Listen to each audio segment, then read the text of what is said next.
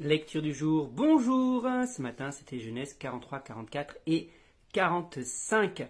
Un épisode intéressant où finalement Joseph va quand même bien faire marronner ses frères, va quand même un peu se venger de ses frères, parce qu'il va pas les faire découvrir, il va pas se révéler tout de suite qu'il est Joseph, il va les prendre en piège, il va les tromper, il va un peu remuer le couteau dans la plaie, et ses frères, ils ont bien dû culpabiliser en mode t'as vu, on n'aurait pas dû vendre Joseph, voilà maintenant c'est le retour de bâton, retour de manivelle qui nous vient en pleine face, et en plus de ça quand il accuse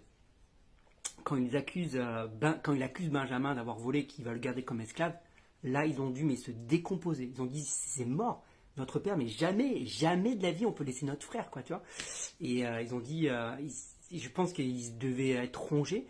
Et en même temps, je faisais cette réflexion ce matin. Je fais comment ils ont pu vivre toutes ces années sans jamais avouer à leur père que c'est eux qui avaient vendu leur fils et que potentiellement il était vivant.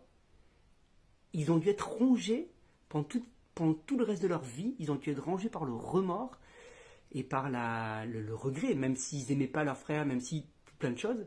Je pense que ça a dû être un poids énorme à porter du mensonge, à la fois d'avoir vendu leur frère, mais de ne pas avoir dit à leur père et d'avoir menti à leur père, d'avoir vu leur père se décomposer tout le reste de leur vie parce que son fils avait été mort. Toi. Et en même temps, je me dis, comme dit Joseph, c'est ce que va dire Joseph à ses frères, dit non mais ne vous culpabilisez pas, ne vous en voulez pas, parce que c'est Dieu qui l'a permis pour qu'aujourd'hui je sois à la tête de ce pays.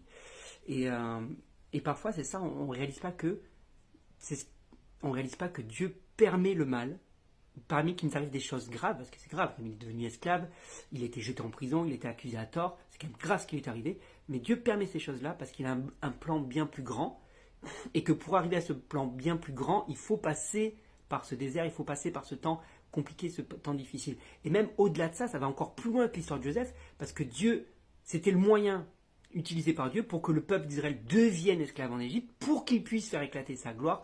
400 ans plus tard, Dieu a une vision sur le long terme.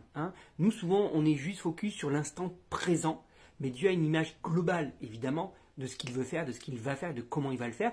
Et il ne faut pas s'arrêter juste à l'instant T de ce qui nous arrive à un instant T. Faire confiance à Dieu, parce qu'il a des plans, et il a des plans pour faire éclater sa gloire. C'est toujours sa gloire qui va être mise en avant au final. Et c'est pas toujours facile, mais fais-lui confiance, quelle que soit la situation par laquelle tu passes. Dieu a la big picture, à la grande vision. Ok. Bonne journée, partagez l'ISO, sois béni, et à demain.